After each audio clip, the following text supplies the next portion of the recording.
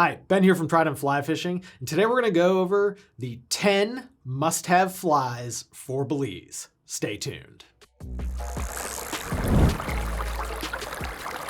Before I get into these flies, I wanted to introduce to you Trident Travel. Trident Travel is our new destination travel service that's going to help you book the best fly fishing trip every single time. And best of all, we charge zero booking fees, zero credit card fees, and you'll never pay more than going through any other booking agent or the lodge directly. Now onto these flies. We're going to start with permit flies because most people go to Belize to target permit, and they are the ultimate fly fishing game fish. So let's open our box and see what we've got. So the number one permit fly for Belize is the bower crab. And the bower crab is the go-to first permit fly for most guides in Belize, and especially southern Belize. And when I say southern Belize, I'm talking sort of the Placencia, Hopkins area on down. It just works really well. It imitates a bunch of small crabs fairly realistically, but I've caught lots of permit on this guy, and I'm actually going to introduce two variations on the bower crab that might even be a little bit better. The first is the camo crab, and as you can see with the camo crab, it's almost identical to the bower crab. The key difference here is going to be the backside, and it's got this little composite hump here. This fly is tied exclusively by SS flies, which happen to be down the road here in Maine. It just happens to land a little bit better, and it always stays upright. Guides tend to like this one a little bit better than the standard bower crab down in Belize. The other variation is the contraband crab. And basically, contraband crab just looks a little bit more crabby than the standard bower crab. So while I've just gone over three patterns, they're really all just minor variations and changes on the bower crab. So for today's video, we're going to call it one single pattern. So for these bower crabs, you're going to want a nice variation of sizes and colors. Tan and mottled tan are going to be sort of your go-tos, but it's always good to have a couple of greens in there as well. Think 2s, 4s, and 6s as your key sizes, and you'll be good to go. Up next, we've got the very popular raghead crab, and this is more of a northern Belize and coastal Belize pattern, as well as Mexico. It's going to be a pattern that catches tons and tons of permit whenever they're looking for crabs.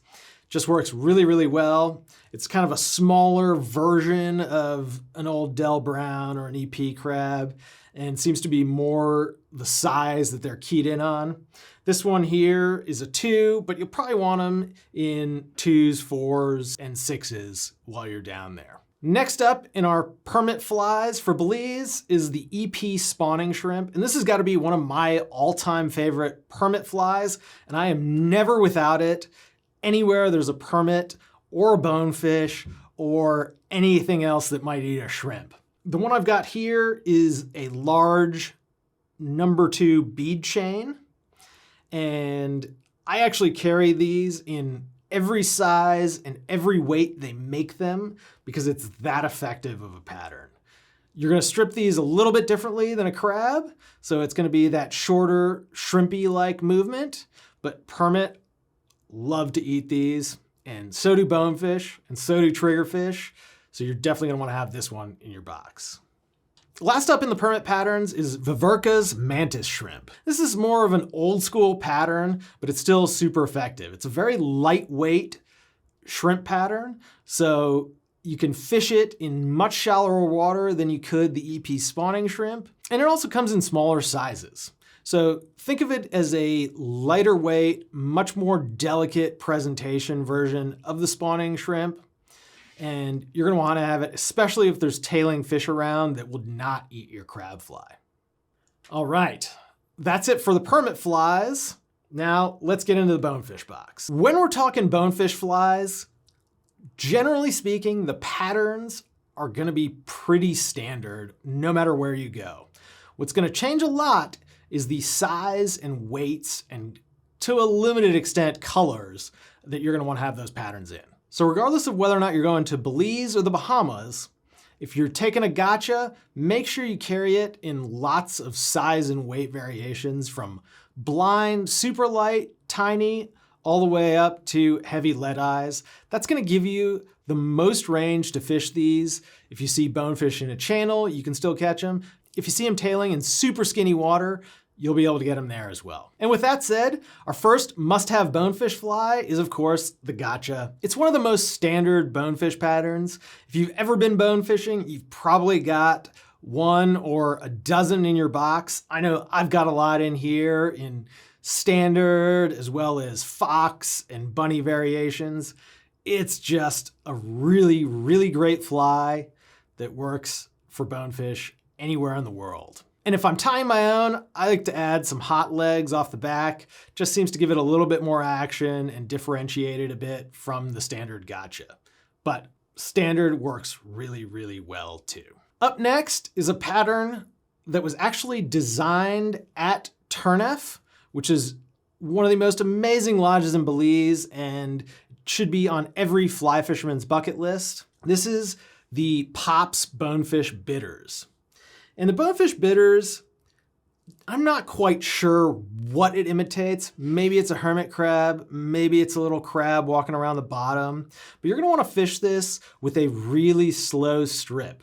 Bonefish seem to eat the Bonefish Bitter when they're not eating anything else. It's a super, super effective fly.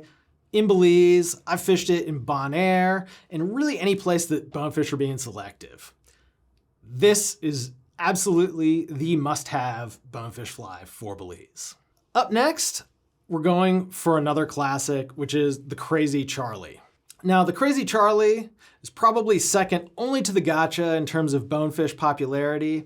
It's an awesome fly. Typically, you're gonna see this in white, pink, tan, or green. This one here is in pink. Just a fantastic fly. One thing that you'll find about the Crazy Charlie that's a little bit different than the gotcha is it tends to come in smaller and lighter variations. So Belize has smaller bonefish that do a lot of tailing. So you're gonna wanna keep your Crazy Charlies and your gotchas to the smaller sizes. So think 4, 6, 8, and maybe even some 10s. And the Crazy Charlie will catch you tons of bonefish.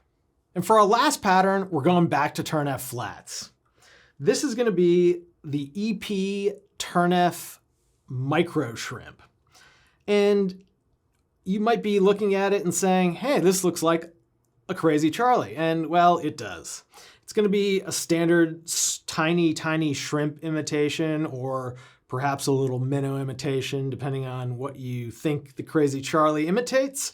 But what I really like about this is that it's easy to find, and it's easy to find blind. So if you're not willing to go and tie a blind Crazy Charlie, this one here has plastic eyes. So there's really very, very little weight here. And that's gonna be huge when you're fishing bonefish that are tailing in this much water.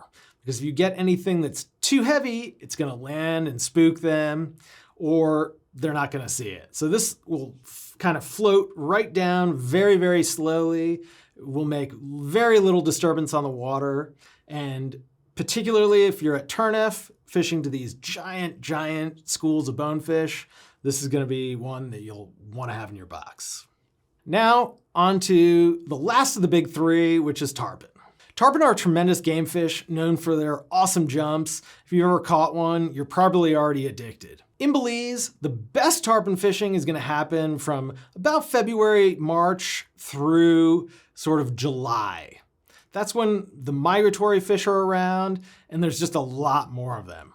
The rest of the year, you can find them, but they might be a little bit tougher unless you go to a lodge that's sort of dedicated to chasing tarpon, like Belize River Lodge. The first must-have tarpon fly in Belize is the EP Peanut Butter, and this one's a 3/0. I would also have some 2/0s in there. And every guide in Belize, if you wanna go tarpon fishing, wants to throw a black and purple peanut butter. It is the absolute go-to fly, and it just catches fish. It'll also catch barracuda and snook. I actually caught a shark and a king mackerel on this fly on our most recent trip. It just catches anything that swims. And this seems to be a high contrast color that the tarpon love. I would also bring it in maybe a chartreuse and white just to mix things up.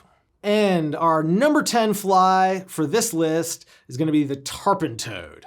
And I've included it here because if tarpon get picky and don't wanna eat that EP peanut butter, there's no better fly than the tarpon toad, and probably no fly that has caught more tarpon in recent years than the toad. Just works. I'm not quite sure what it imitates, but it's a super effective pattern. And if you've been to the Keys, you know what I'm talking about. And that's it. If you bring enough of these in the right quantities and the right sizes and variations, you probably will need no other flies on your entire trip. So whether you're fishing northern Belize, Turneffe, southern Belize, it's not gonna matter. These flies will catch you snook, tarpon, permit, and bonefish all day, every day. If you have some other favorite flies for Belize, let us know what they are by leaving us a comment in the box below. I'm Ben, thanks for watching. We'll see you next time.